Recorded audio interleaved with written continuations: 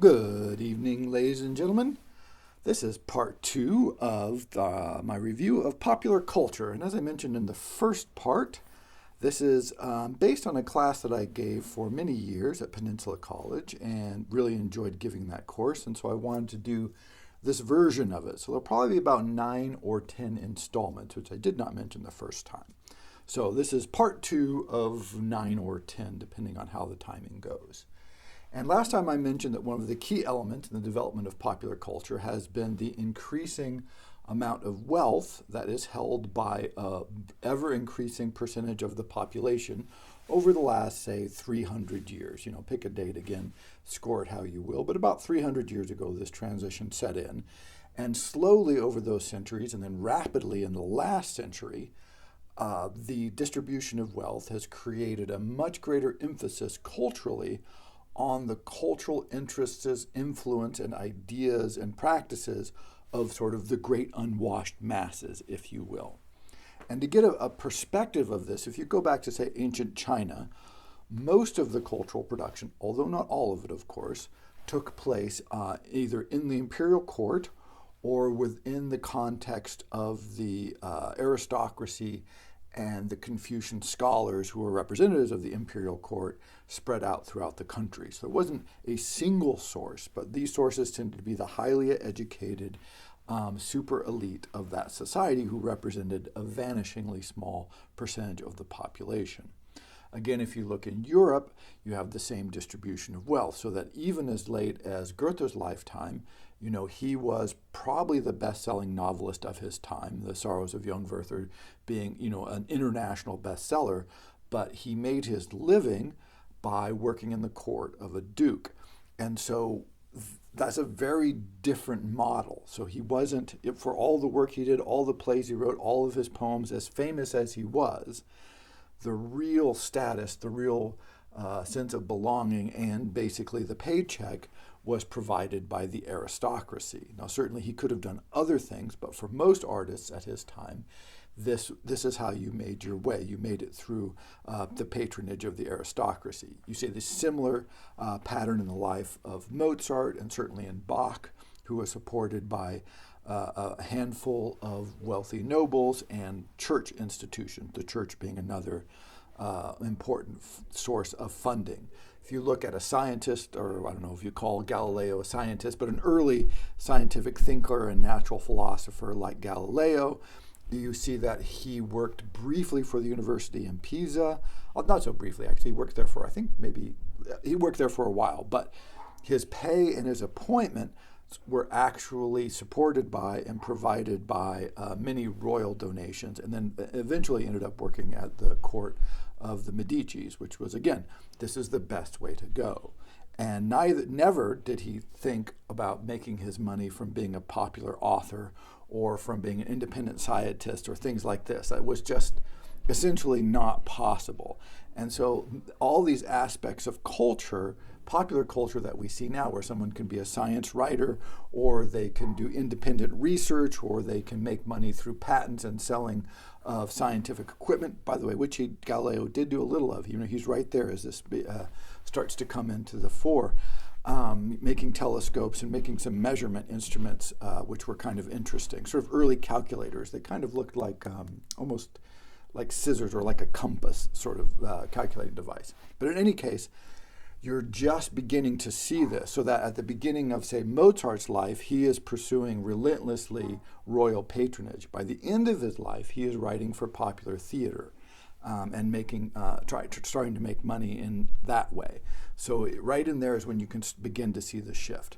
But for most of the history of most civilizations, for most of the time, the vast, vast majority of the influence over cultural production and trends and ideas were generated by the aristocracy and the ruling elite, which was generally a tiny fraction of the population. And this led to, in many cases, a wild conservatism, like you see in Egypt, where for centuries and centuries and centuries, the furniture was the same, right? Periods in China where the cultural productions would just stabilize, and there'd be little to no change in the structure of, say, pottery or poetry or language. And then there'd be a revolution or some upheaval, and there'd be all this cultural flux, and then all of a sudden it would sort of tend to start sort of settling in again for long periods of time. Now, throughout these periods, this is not to say that there wasn't any quote-unquote popular culture. It was like you have the troubadour tradition in Europe, for instance, traveling poets in China. You had many of sources of cultural reception and production and distribution, but they tended to be small and localized and had no capacity to really spread broadly, except for perhaps very slowly. So even like the troubadour tradition, it's when you get literacy and when you get the tradition written down and starting to be distributed in courts that it sort of rises up and people notice it. So again, it's not that there isn't culture going on amongst the people, it's just that there's no way for it distributed out of very narrow bounds, and there's no opportunity for people to experiment widely or be exposed to broad possibilities because, again, they don't have the time, the resources, travel is impossible, people aren't literate, et cetera, et cetera. There are all these barriers, but again, not the least of which was money. So, with the advent of an increasingly wealthy percentage of the population becoming increasingly wealthy and being able to do things like become literate, being able to do things like travel, being able to select from a wide variety of cultural productions that they may or may not like to participate in. All of these things begin to generate a more broad-based cultural traditions that are more diverse, less top-down, and often much more representative of the tastes and preferences of the general population. And so these opportunities come only with a couple of things, as I mentioned before. One of them is the increasing amount of money. So I asked you to do this brief 1-week experiment. And so what I'd like you to do is, it hasn't been quite a week, I don't think, but in any case, you should be able to complete this and calculate your numbers. And what you'll see is that even if you're not, like, you can be a college student who's got, all kinds of expenses, maybe you're running up debt, you've got student loans, whatever it is, if you actually look at the amount of money you have that you're able to spend at your discretion, it's probably a non-zero number, right? Particularly in the United States and in much of the world, this is a number above zero, which is remarkable by human standards in the history of mankind and civilization, that vast numbers of people would have a non-zero disposable income. What happens is, in aggregate, this non-zero number becomes massive because there's billions and billions of people in the world. So United States, obviously, sort of one extreme end of this spectrum. It's hard to get a good number here, by the way. I should pause and talk about numbers because it's easy to get a number like average disposable income. The problem, though, is any average with income in the United States is wildly misrepresentative because the top few percentage of the population have a lot of money. And so what you want is more like a median figure. But it's hard to find things like median disposable income. These are a little harder to track down. Further, even what does disposable income versus discretionary income, these are definitional issues and they're very soft. And so reasonable people can disagree on how you should define them, how you would calculate this. But disposable income tends to be all the money you have after you pay your taxes. Discretionary income is generally counted as the money you have after you've paid what's necessary to be alive, like, housing and food. But obviously, how much food is necessary, how much housing is necessary, all these things are debatable and easy to argue about and come to very different conclusions. So to get a hard number here, it's quite difficult, but conservatively, this is no problem. There's way over $1 trillion, way over. I mean, like 1.5 trillion is a remarkably conservative figure for the United States. It's vastly higher than that. But even if we take that conservative number in the United States of pure, just discretionary cash, just people can spend it at any time for anything, for any reason. And then globally, that number is, easy 10 trillion, probably more. I mean, it just, again, depends how you score it, but it's an easy 10 trillion globally. It's easy 1.52 trillion in the United States alone, another 1 point something trillion in Europe. And so what this means is that if tomorrow everybody with some disposable income decided they wanted to buy green marbles, the price of green marbles would go absolutely through the roof, and the producers of green marbles would make a fortune.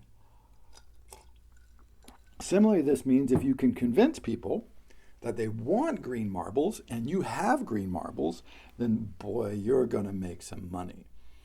And so there is this just titanic ocean of cash wandering about looking for something to buy. And this is sort of counterintuitive to us. But I'm going to talk about this in several of the lectures, but important to think about it now in one aspect of it. There's several aspects. But basically what happens is when you have the freedom to spend within a range, right? Nobody has absolute freedom, but if we have a fair range of consumer opportunity and range of things to buy, and we have the resources to buy, which is to say this absolute ocean of cash that's swimming around, then we have a problem. We're presented with this difficulty of what should I spend my money on? How do I want to spend my money? What's the best way for me to spend my money? What will make me happiest when I spend my money? And this is not, this is a happy problem on one hand, because it's better than, having no money, having no choices, and maybe just having to starve to death or something. That's unhappy. But it is nonetheless a challenge, and it's a hard one to solve because it's very hard to maximize or be sure you're doing the right thing. And so we live, and the greater the freedom you have, and the greater the resources you have, the greater this challenge becomes. And again, it's definitely a first world problem, but actually if you look around all of the world, the second people get the slightest amount of disposable income, they do things like, they start buying makeup, or they buy jewelry, or they want to buy books. And so, okay, you can buy, say, maybe you have enough money to buy 2 books. Well, which books do you buy from all the books that you could possibly buy? And so even at the very low level, this begins to be a significant issue. And then, of course, again, the more freedom, more opportunity, the more money you have, then the greater the opportunity to feel like you've squandered your money. The greater your opportunity to feel like you did a really good job spending your money. And so there is this culture, almost necessary coefficient of this, which is to say, I'm not sure how I'm supposed to spend my money. And thinking about these sorts of things ends up being a significant part of popular culture. And of course, this is a lot of what drives advertising, not surprising, wants to quote unquote help you with this problem. If you didn't have free time and you didn't have the freedom to buy things, and you didn't have cash, well, we don't want to advertise to you. You're a bad target market. But if you do, then I want to help you solve the problems of your life. And so one of the major significant drivers of everything that we're going to talk about is this very simple notion that, hey, once you have sufficient excess cash, you actually have this sort of problem. You have a social problem. And that is like, what should I do with it? What's a good way to spend my money? And you can see this in like the vast array of social cues that we're receiving all the time. So where do fads come from, or trends? All of a sudden a certain kind of shirt will come into style, or in regionally it's like, people want to buy Priuses because they say that you're environmentalist, or people want to buy something else, right? All these communications and stories that we begin to tell about ourselves with our consumption are driven by this real need, right? This real desire to not do wrong things, wrong not in the moral sense, but in the being perceived by my society, by my culture, by my neighbors, by my friends and family as having made some sort of serious error and, of course, wasted our money. We're always afraid of wasting our money because we could have spent it better if we had done something else with it. And so we have surrounding us now this incredible and ceaseless attempt to sway our ideas and attitudes about how we should spend this excess money, because again, there's just so much of it. If you go back and read any of the biographies or histories that deal with dukes and counts and kings and empresses, and they spent a bunch, and I mean like the vast majority of their time, dealing with petitions. Hey, we're going to fight a war over here. will you send 1,000 troops and some gold to help fund it? Hey, we want to build a bridge across the river in town. The merchants think this would be great because it would generate a lot of revenue and would look good. Will you fund this? Hey, the neighboring court just got a much bigger orchestra than you have. Maybe you should hire Bach to compose some concertos for you so that you look good and they look bad, right? And I've always thought, wow, that would be terrible. Like, who would want to spend their days having to turn people down or occasionally saying yes? And it just never ended because, of course, you were, if you were the duchess there, you were one of the sources of power and one of the sources of wealth. And again, if you read the letters of, like Bach again, or Chinese nobles, they spend a lot of time writing these unbelievably subservient letters saying, oh, we think you're the greatest count of all time and you're doing a great job. And boy, wouldn't it be great if you kicked up my yearly salary by a few florins because of this or that, or, and then as a duke or a count or whatever you are, this was an expression of your wealth and power. So you needed to do this because you needed to continually reinforce your status and your position and make sure you had the resources of people, it might be military might, intellectual might, cultural capital, to keep your kingdom competitive with the neighbors, because this is what it was, sort of a military economic competition. And what I realized a couple of years ago when I was teaching the class, it sort of got this insight. I was like, oh, we're all dukes now. We're all duchesses. We're all empresses. Almost everybody in the world, the vast majority of people are being treated to these endless series of attempts to get us to spend our excess capital in some way or another. It is a never, ever ending flood of possibilities. And so it's just this relentless press. And this press is, again, key, absolutely key, in shaping how popular culture flows out. Not because of any insidious or nefarious or evil corporate thing, although there's plenty of that going on, but simply because it's okay, you have a couple of billion people with a few $1 trillion to spend. How the hell do you reach them? How do you convince them that your product is good, even if it is, let's say it is a perfectly solid, it's a wonderful product. How do you get the message out? Probably through advertising, social media or online or something like this. And it just goes up the food chain. If you have a local restaurant, maybe you get on Yelp. If you have a book you're trying to publish, you have to either work with a publisher who has their own advertising programs, or you have all the social media platforms that you can do this, sort of Amazon reviews, right? I mean, it doesn't stop. Like, if you're flooded with cultural production, which we are, and you're flooded with people with all this money and all this opportunity, how do you sort them? How do you make this fly? But what it means fundamentally is, for, basically the first time in history for the last 100+-ish years, the average citizen of an average country is being treated much more like, in some ways, a duke was 400 years ago. They're worth courting. They're worth reaching out to. They're worth trying to get on board.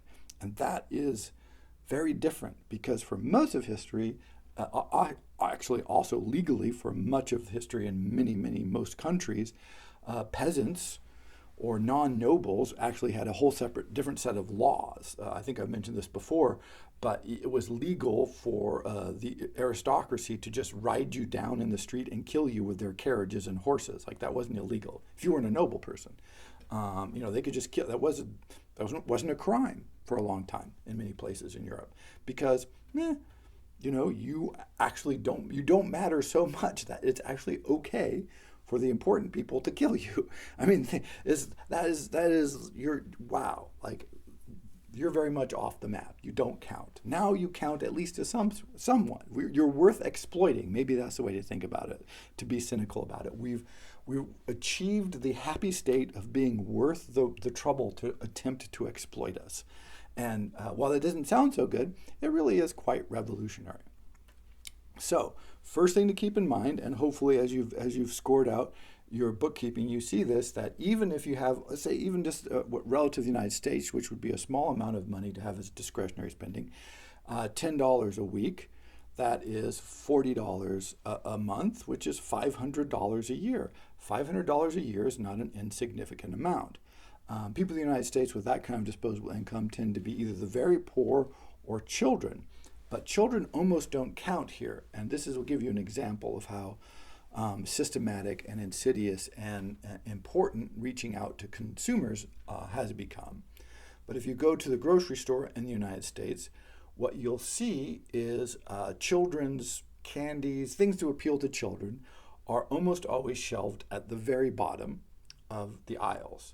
And if you go through stores, as I have, and follow parents around who have one or two kids with them, you'll see this pattern. And it's both genius and evil. And it is this, kids will see, oh, this shiny thing, and they'll go, and the mom or the dad will go, no, no, no. And then they go another aisle, and this repeats. And I go, come on, wait, and no, no, no, no, no. And inevitably, or not inevitably, but I would say quite commonly, the parent will finally crack and say, okay, you get one thing. You can pick one of these things and then no more. And then the kid's like, okay. So now we've negotiated a truce in this war. But the war was set up by the marketing agencies because while the children don't have a lot of disposable income, obviously, the parents probably do. And so if I can win with one item for every parent that goes to a grocery store with children, wow, that is that is an incredible amount of sales. And this is why grocery stores are organized this way in many parts of the United States, is because they just set up this war against the parents, right, to wear them down. It's a conscious decision.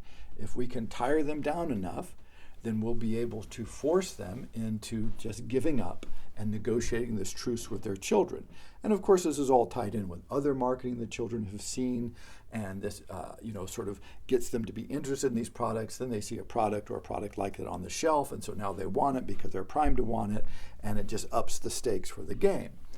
But so there's so much money rolling around that even children, or perhaps particularly children, are the targets of this advertising. Again, not because they directly have money, but because they indirectly have money.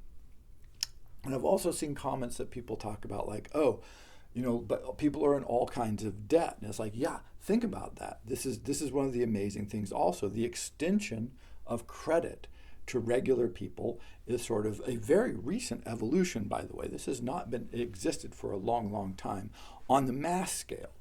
Right, go back, Shakespeare, Merchant of Venice. You can go. The historical record is, there are people who are always willing to lend a little bit of money to some people, even fairly far down on the food chain. But this was always considered a very sort of ethically dubious business, often prescribed by law. Although, of course, it always went on.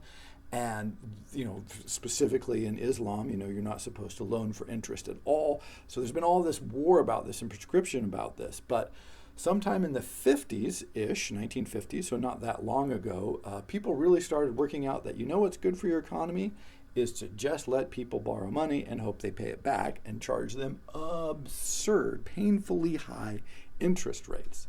This is genius. And so this is a spur to consumer spending. So often if you look at, again, this is why the numbers are difficult to track down, some economists will subtract the amount of debt people have from their incomes and say, look, these people really have no disposable income because they're, awash in debt. And I say to this, no. I would argue with that interpretation of the data and say, as long as they can borrow more money or they can service their debt and keep that rolling, this may not be a good financial position to be in.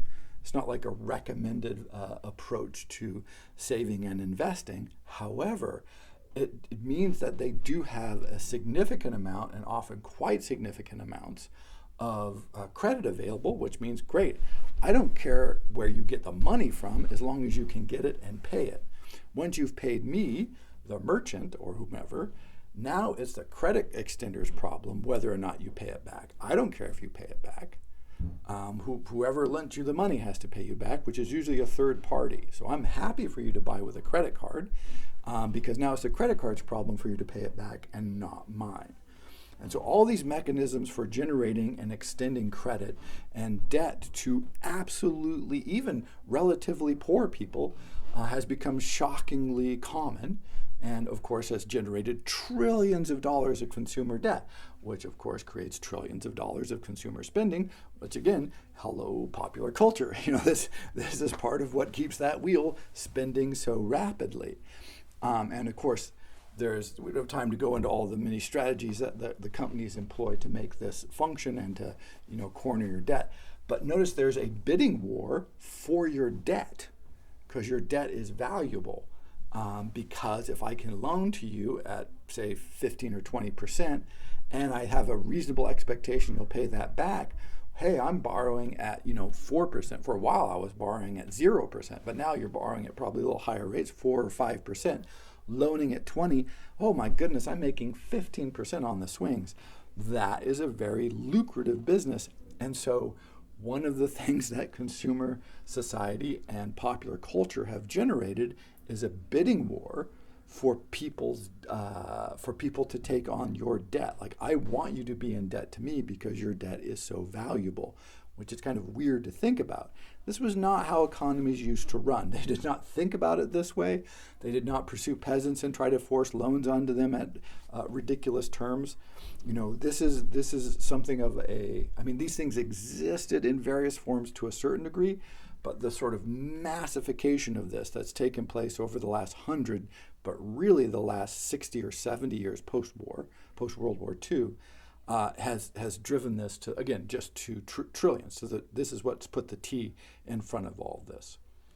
So we swim in this world where cultural productions are taking place within an environment where there are trillions of dollars of ready cash that can be spent in a new way on any given day. And again, think about 10 or 11, I'm trying to remember when the smartphone was introduced. It wasn't very long ago. I want to say about 12 years when they became readily available. And they've Apple is worth a lot of money because people decided all of a sudden that they wanted smartphones. And it turns out that if people have the money for this, like they can do this. Shocking, it's taken over the world. How is that possible? Something like this would not have been possible 100 years earlier, not because of the lack of technology, but because most of the people in the world would simply not have been able to have the money to get any kind of cell phone or even smartphone or dumb phone or any kind of phone at all. You couldn't have this sort of massive technological wave flow through within just over a decade because this just was not a viable, large enough population to import it at that rate. You can look at something like watches or clocks, which were really cool and interesting, but expensive and couldn't be mass produced. And there was, people wanted them, but there wasn't that much of a market, particularly at that cost level. So, Apple phones, Android phones have not ever been cheap, at least as far as I can tell. And plans certainly aren't cheap. And yet, they're everywhere in the world. They have spread. In fact, more people have smartphones and have access to clean water. There's a shocking sort of statistic, but of course the infrastructure often necessary for clean water is much more expensive and trickier to deploy than something like a smartphone. So, that incredibly rapid, incredibly vast investment into this technology segment that is the smartphone, cell phone world, and all the apps and all the associated networks and infrastructures and satellites that have had to go into place to make this possible, was driven not by government programs. It wasn't driven by investment from a few wealthy individuals. It was driven by the fact that this crazy product came out and everyone decided sort of overnight that they wanted it. And we live in this weird world where a couple of billion people could actually afford to get it. It's shocking, but true. That's where we are. And so when we talk about social media, which we will talk about quite a bit coming up, what you see is that came about so rapidly because the adoption of the underlying technology happened incredibly rapidly, because that ability of a population to go, oh, we're going to stop buying this and we're going to start buying that. We're going to take the money from here and shift it to over there. And so at the same time that cell phones and such have been, and smartphones have been taking off like mad, things like newspaper subscriptions, magazine subscriptions have been falling off a cliff. And people are like, oh, well, patterns are shifting. Yes, patterns are shifting, but also spending patterns are shifting. If I'm going to buy even, a relatively cheap smartphone and I have to have a data plan of some kind, even a relatively cheap one, I have to, unless I just have huge amounts of disposable income, I need to stop buying something else, right? I'm going to shift from buying maybe a newspaper every day and go, I can pretty much read the news on my phone. Plus, I just spent a bunch of money on my data plan, so I really can't afford that extra, whatever, $1 a day that I was spending maybe on a newspaper or a magazine subscription or something like this. And so another aspect of this in the popular cultural wars is when you have this kind of money available that allows people to switch from one thing to another rapidly, it also creates winners and losers. That they can happen, these shifts can take place very quickly because the decision patterns of, the participants go, oh, I no longer want to, again, subscribe to your newspaper. I'm going to get my news online on my phone, so I don't have to worry about this anymore, and it's more convenient or saves me time or whatever people say. It doesn't matter. Oh, I'm going to switch from cable. I'm just going to get Netflix and start canceling cable, which has been happening and has disrupted the cable industry to an incredible extent. And so that, the cable versus streaming versus satellite wars have been going on for a while now, which we'll also talk about. But part of it is because people can redirect their spending at any moment in any direction that they feel like. So, here we go. No reason to keep getting 2 streaming services and my cable. I think I'll just cut my cable and watch YouTube or something, whatever decisions people decide to make.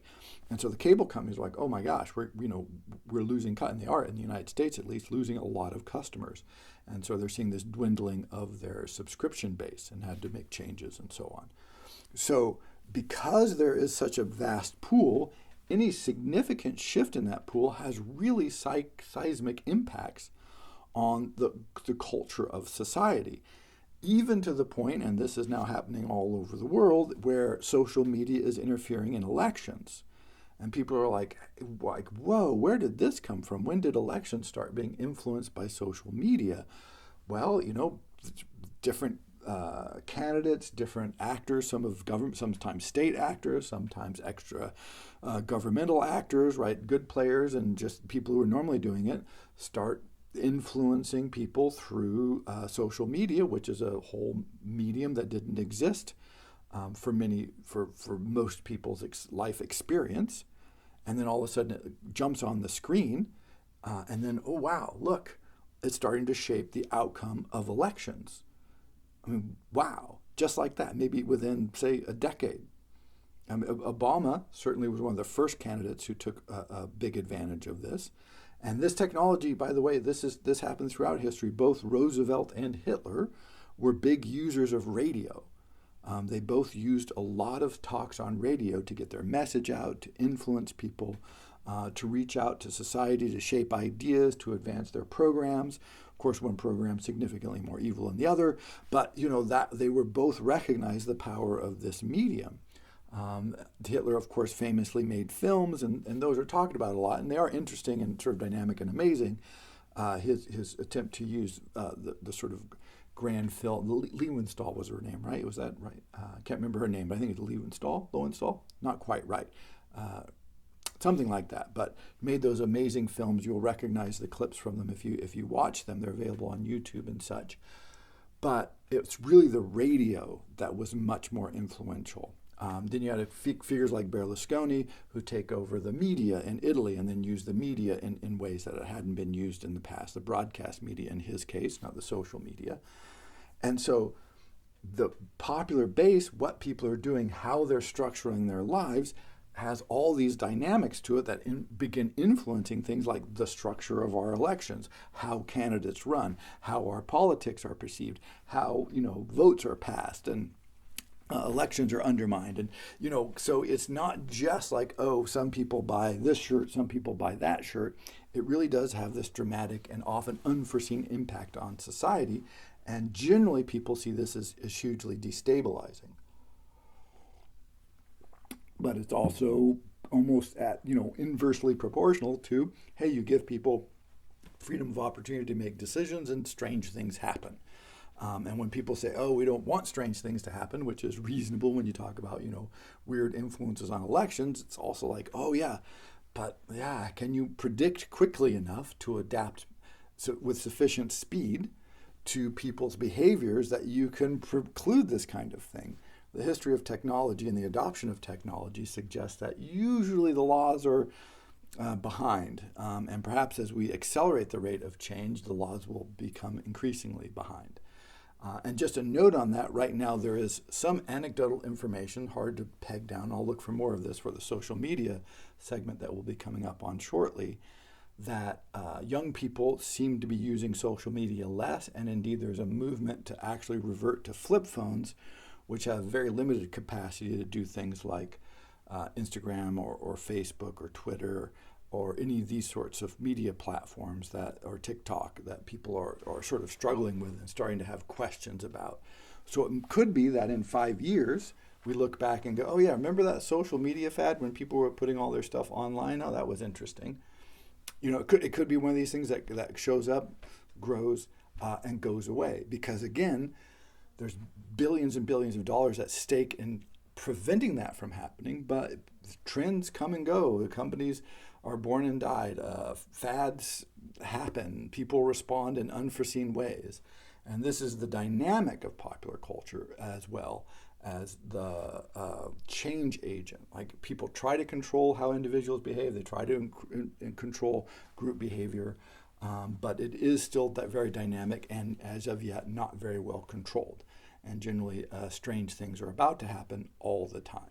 But if you can keep in mind that the driver of this, or one driver of this, is this unbelievable mountain of cash that is ready and available for flowing about, this will give you some idea of why it's so volatile and why it's so dynamic and why the stakes are so high for the major participants in this sector. So what does this mean? And as I mentioned earlier, so you can see the patterns here. And again, I'll use examples from the United States because I'm most familiar, but also reach out to the rest of the world occasionally where I think there's a particularly apt either counterexample or continuation of this. But as I mentioned before, if you go into any grocery store in the United States, you will almost invariably, I would say invariably, it is invariable, but I'd say somewhere there's got to be a grocery store that doesn't have this. You'll see a stand of Coke and Pepsi on display, usually both, but at the very least one or the other. And if you go to the soft drink aisle, what you'll find is a vast collection of soft drinks made by Coke and Pepsi. They won't all be Coke and Pepsi, but they'll be different versions of the soft drinks owned by the companies that own Coke and Pepsi. Now, why do this? Why have this endless and expensive display of Coke and Pepsi? A couple of reasons. One, and in the United States, it's important to understand that grocery stores here are basically sell space. Grocery stores don't try to make money selling food. They try to make money by selling space to advertisers and companies like Coke and Pepsi. If you talk to, which I have, and you can do studies on this, most grocery stores run basically at zero. They make no money from anything. If they can break even on selling stuff and cover their costs, they're very happy with that, because what they're trying to do is sell in-cap space, advertising space, shelf space, because that real estate is super valuable, and they're trying to maximize that. So Coke and Pepsi pay a lot of money to continually have their products on display. Why would they do this? Why not? Hey, everybody knows who they are. It's not like they're going to have a big market breakthrough and suddenly Coke is going to do 75% of the market or something like this. No. Part of this is, like I said, when I said before, winners and losers. If Coke ever stopped or Pepsi ever stopped doing this, what would happen is somebody else would be available for that space, and they would absolutely begin to lose market share. So one of the things they're doing is they're not buying shelf space to promote Coke and Pepsi, although they're doing that. They're also buying shelf space to prevent anybody else from being able to promote their product. So what I want you to do is to go into a grocery store and have no choice except to buy Coke or Pepsi, depending on the company I work for. But that's rough to achieve.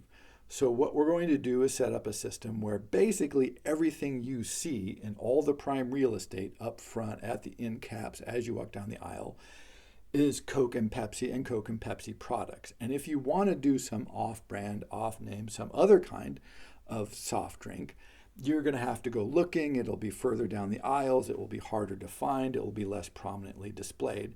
But we certainly do not want to do anything that's going to allow some third Coke Pepsi company to come in there and really aggressively steal our market share.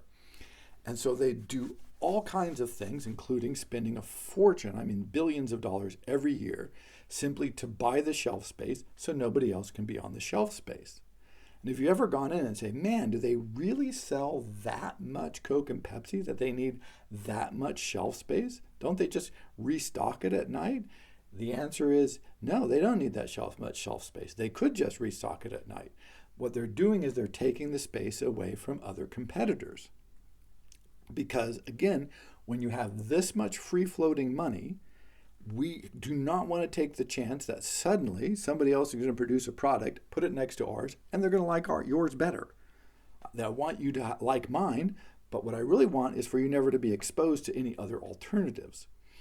And this is a consistent pattern of major companies in the popular cultural market space. We'll see this over and over again. Music industry works this way. The film industry works this way. All kinds of industries are many of their actions, to understand them, you have to understand that they're spending a lot of money, not just to promote the product that they want to sell, which they want to do. They do want to sell it. They want to make some money that way, but also to prevent anybody else from putting a product on the shelf that would allow them to eat into their market share in any significant way. And again, this is because they aren't trying, as I mentioned the first time, they aren't trying to sell you a six-pack of Coke or a six-pack of Pepsi. They're trying to make you a Pepsi or a Coke consumer for life. If you ever get off of that on-ramp, if you ever suddenly try something else and go, hey, I like that better than Coke, or I like that better than Pepsi, I think I'll drink that. They aren't losing a six-pack sale. They aren't losing one sale. They're afraid they're going to lose a customer that they've been trying to keep on board for your entire life, that you're the kind of person who drinks Pepsi. That's how you identify. This is what you look for when you're out and about. You ask for it by name, right? This is the kind of branding loyalty that we're trying to build. And part of that, which again is not just in the Coke and Pepsi, not just in grocery stores, this is across these big big popular cultural industries, is an attempt to shape your perceptions by eliminating your opportunity to have other experiences. To limit what you're exposed to narrow your focus and keep it within a very limited range. And that's just one example. Again, we'll see this in music, we'll see this in film. So there's just so much money and it's so volatile. So this is why Apple has created, maybe the best example of this, Apple has created its own closed universe of apps and products. They all tie into each other. But you can only use apps from the Apple App Store. Any app that's in the Apple App Store has to pay some of their profit. Right? They want to create a walled garden and hold you in there and not allow you to be exposed to things outside of that walled garden. Because you might go, oh, here's this incredible product that somebody is using on, what's the non-Apple phone, Android phone, that I can't use in the Apple phone for some reason. Oh, next time I'm out and about, I'm going to switch to not an Apple phone. But Apple has built a multi-trillion-dollar valuation in part by creating this what are called walled gardens, where you're captive. You're held there. You can't, if you're going to have an Apple phone, you almost can't get out of that garden. Anytime you're spending attention, anytime you're spending money, anytime you're using the phone, you're in my world. And I can generate revenue and data and all kinds of things that I want from you as long as I can keep you in that environment. Again, Back to the grocery store. Like, you would think these were very different, like Coke and Pepsi is nothing like Apple technology. In some ways it's not, of course, but in this very basic way, it really is. Because if you have consumer choice and you're constantly exposed to variety, if you're constantly exposed to possibility, what we know will happen is the market will fragment spectacularly. This is generally what happens is people like weird things. They're on this incredible spectrum. Some people like Coke that's way too sweet. Some people want something that's very dry. Some people want something that's less carbonated. Somebody wants, I don't know, whatever they want. They want horses swimming in it. It just doesn't matter, right? People like weird stuff. Look at your cereal aisle. Cold cereal aisle of any grocery store will explain to you that people like diversity just to a maddening degree. But that's expensive, and it's hard to keep you focused on my products if you're constantly exposed to other people's products. So, I want to make my product ubiquitous, the Disney model, right? I want you to see it every time you're anywhere being exposed to this. When you watch a sports contest, you want to see a Coke label. When you go into a grocery store, I want you to see a Coke end cap. I want people to wear Coca-Cola t-shirts and Coca-Cola hats. And so at the last minute, I haven't spent all that time and energy and money to have you walk into a store and go, oh, look, there's, Bob's soda. I like that can. I think I'll get it. One way to prevent that from happening is to not allow Bob's basically to buy the shelf space so Bob's soda can't be on there. So this has been a just ubiquitous practice, again, by Disney theme parks. Hey, once you're there, everything you spend goes to Disney. If you go to Apple, Android, or Apple products, once you're in Apple's little world, everything you spend all your time, that's going to Apple. If you go to the grocery store like Coke and Pepsi, okay, we're going to try and buy all the shelf space. We control most of it. It's not perfect. Grocery stores are a little trickier. There's more stores. It's more fragmented marketplace, but you can see the same logic is at work there because the volatility of popular culture, the volatility of the opportunity for people to change their behaviors and their patterns is this huge threat. It's just like sort of Damocles that hangs over people's heads all the time. Like, oh my gosh, what happens if tomorrow everybody wakes up and decides that they don't want to do X, Y, or Z?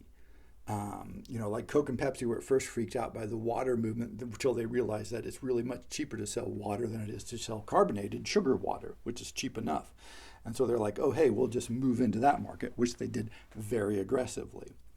So to finish this example out, I used to end my class on popular culture. Like I said, I'm redoing it in a way, with the Coke Pepsi challenge. And what we do is a blind randomized taste test every year. Did this for over 20 years of between Coke, Pepsi, and our local store, Safeway, Safeway brand soda, which is the off-brand soda. The off-brand soda cost less than half what Coke or Pepsi did. And there was never a year when in blind randomized taste test, the students did not prefer the Safeway brand cola to either Coke or Pepsi by 2-1. In 20 years, this never happened. We could never quite figure out why it was so standard, but what was clear is given just the taste of it, maybe because the off-brand was sweeter or something, but anyway, it won every year. And wasn't close. Like most years it was more than 2-1. I think one year it was a little close, but most years it was more than 2-1. Safeway brand just crushed it year after year. And again, this was randomized, double-blind, the whole thing. We did a pure sample. And so what happens is you go, okay, here's a product that people like less well that costs twice as much. And so I'd ask my students, and I said, okay, so why don't you then start buying the Safeway brand? And they're like, oh man, if you buy the off-brand cola, you just look bad. You just look bad because you've got this cheap stuff. Even if you like it better, it's the cheap stuff. And you don't want your friends to think you're cheaping out on them or whatever. And so the perception, I'm like, so there you go. So here is the value of marketing. One really efficient way of winning those volatile consumer dollars is to convince people that a product is superior based on its social standing, right? Not on its content, because on content, people preferred the off-brand. based on its social perception, which you have very much more control over. So you create a world in which people identify Coke and Pepsi with quality, whatever that would mean in carbonated sugar drink, but that's what happens. And then you can charge an incredible premium for that, more than double. And people, even who know they don't like it as much, will tell you that they still can't buy it because it would look so bad. This is also the power of popular culture. Again, when I said popular doesn't mean what you like, it means what's popular, and that means you're always in this world of reflected value. Whereas like, oh, I could buy the cheaper stuff, but if I did, people are gonna give me the funny eye. Why? Because Pepsi and Coke have spent, I can't even imagine how much. It's gotta be hundreds of billions of dollars at this point, telling you that the good product is their product. And that money has not been spent for nothing, right? They have achieved this remarkable feat.